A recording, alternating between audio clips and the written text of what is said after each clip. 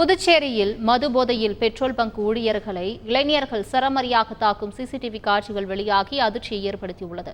கடந்த சில தினங்களுக்கு முன் இருசக்கர வாகனத்திற்கு பெட்ரோல் நிரப்ப 6 இளைஞர்கள் பெட்ரோல் பங்கிற்கு வந்தனர்.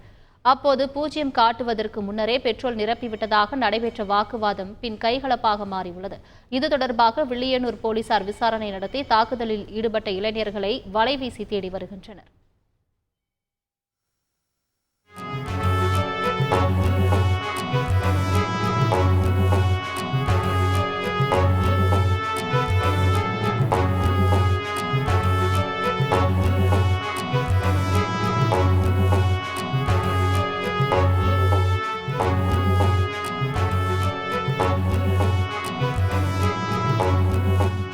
திருவண்ணாமலை மாவட்டம் ஆரணி அருகே பஞ்சாயத்து நிர்வாகத்தில் முறைகேடு நடந்ததாக புகார் எழுந்துள்ளது.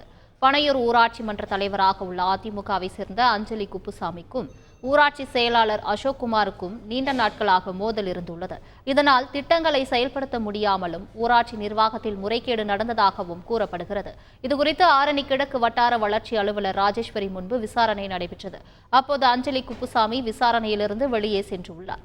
இதனால் விசாரணை நடத்த முடியாமல் அதிகாரிகள் புறப்பட்டு சென்றனர். செய்திகளை உடனுக்குடன் தெரிந்து கொள்ள உடனே சப்ஸ்கிரைப் பண்ணுங்க.